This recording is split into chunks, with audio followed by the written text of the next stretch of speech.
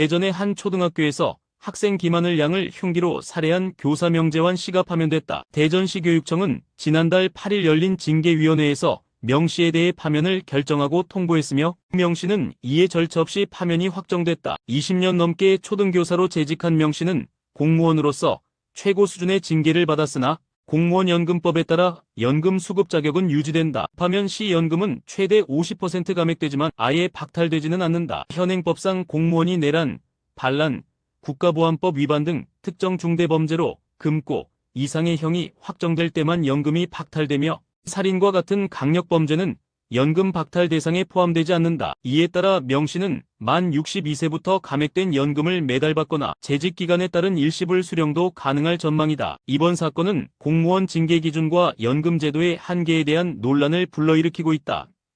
제주자치경찰단은 진돗개를 사냥도구로 훈련시켜 야생동물을 불법으로 무차별 사냥한 30대 남성 A씨와 B씨를 구속했다고 19일 밝혔다. 이들은 돌로 동물 머리를 내려치는 등 잔혹한 방법으로 노루, 멧돼지, 오소리 등 약 160마리를 사냥한 혐의를 받고 있다. A씨는 2020년 12월부터 올해 3월까지 제주와 경기 지역 야산에서 125차례에 걸쳐 범행을 저질렀으며 B씨는 이 중 8차례에 가담한 것으로 조사됐다. 특수 제작창과 지팡이 칼을 사용해 동물의 심장을 찌르기도 했다. 경찰은 CCTV 설치 여부를 사전에 확인하고 인적 드문 밤에 범행을 저질렀으면 발각을 막기 위해 현장에서 가죽을 벗기고 내장을 개 먹이로 주는 등 치밀하게 계획한 정황도 파악했다. 사냥 영상 500여 건을 확보한 제주자치경찰단은 환경청과 야생생물관리협회와 협력해 수사를 진행 중이며 박상현 수사과장은 야생동물 학대와 불법 포획에 대해 단호히 대응할 것이라고 밝혔다. 전북 익산에서 지병을 앓던 60대 어머니와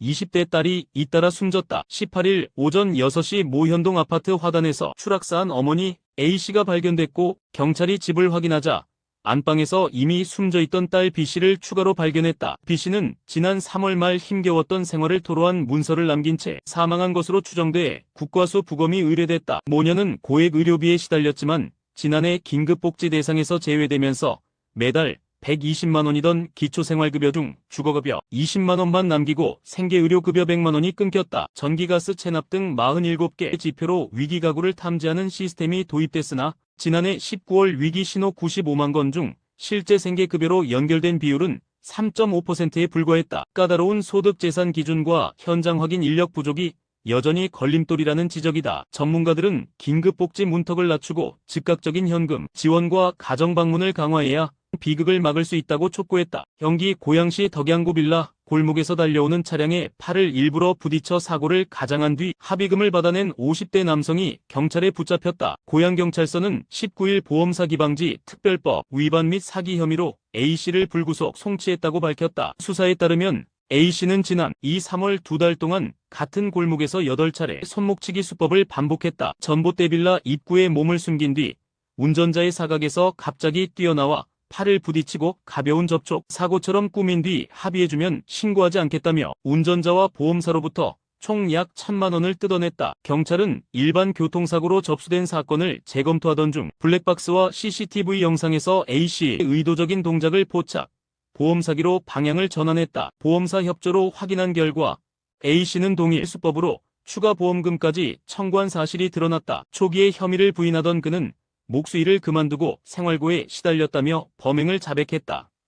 손흥민을 상대로 임신 폭로를 빌미로 3억 원을 받아낸 혐의로 구속된 20대 여성 A씨가 지난해 실제 임신 후 중절 수술을 받은 것으로 경찰 조사에서 드러났다. 병원 기록과 초음파 사진이 A씨 본인의 것임이 확인됐지만 태아의 친부가 손흥민인지는 아직 입증되지 않았다. 서울중앙지법은 지난 17일 공갈 혐의를 받는 A씨와 추가로 7천만 원을 요구하다 미수에 그친 40대 남성 B씨에 대해 증거인멸 도주 우려를 이유로 구속영장을 발부했다. A씨는 2023년 6월 초음파 사진을 손흥민 측에 보내 임신 사실을 폭로하겠다며 협박, 이후 A씨와 교제한 B씨가 이를 알고 지난 3월 손흥민 측에 7천만 원을 추가 요구했으나 실패한 것으로 조사됐다. B씨는 JTBC 사건 반장 등에 손흥민이 A씨에게 낙태를 종용했다는 문자 캡처와 수술 기록을 제보했으나 손흥민 측은 초음파 사진은 조작된 자료이며 선수와 팀 보호 차원에서 울며 겨자먹기로 합의했다고 반박했다. 온라인 중고거래 사기 조직의 판매책으로 활동한 30대 A씨 일당의 여죄를 추가로 밝혀 피해 규모를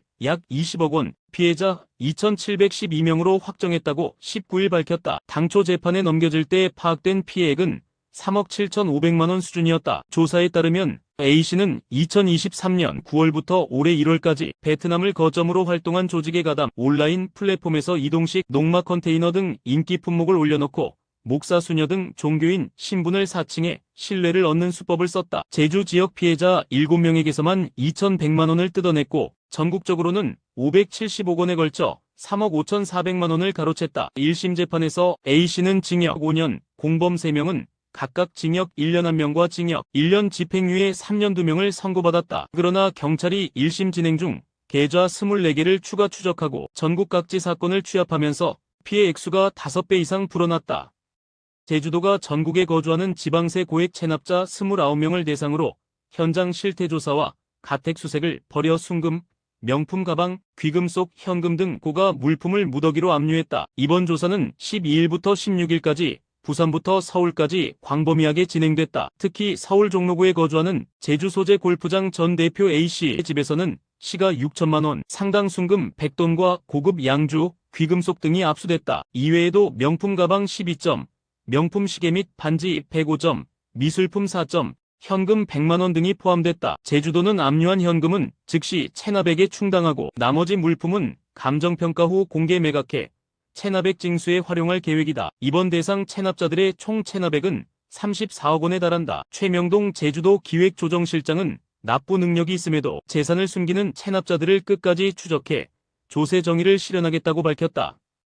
하트 시그널3 출신 서민재 개명 후 서은우가 임신 중인 상태에서 잠적한 남자친구 A씨를 다시 공개 저격했다. 서민재는 지난 17일 SNS에 최소한의 도덕성이라도 있다면 연락하라며 A씨를 향한 강한 분노와 고통을 호소했다. 그는 아기 아빠인 너는 학교와 회사 생활 잘하고 있냐? 나는 아프고 힘들지만 아기 때문에 버티고 있다고 적었다. 또한 A씨가 자신의 연락 시도를 스토킹 혐의로 맞고소해 연락이 제한된 상황임을 알리며 언론을 통한 입장 발표밖에 할 수 없다고 밝혔다. 두 사람 간 갈등은 지난 2일부터 시작됐으며 서민재가 A씨의 실명과 임신 증거를 공개하는 등 신상 폭로도 이어지고 있다. A씨 측은 법적 대응을 예고한 반면 서민재는 애를 낳고 키우는 문제를 대화로 해결하고 싶다고 밝혔다. 한편 서민재는 2022년 보이그룹 위너 출신 남태현과의 마약 투약 사건에 연루돼 집행유예를 선고받은 바 있다. 이번 임신과 남자친구와의 갈등까지 겹쳐 사회적 관심이 집중되고 있다.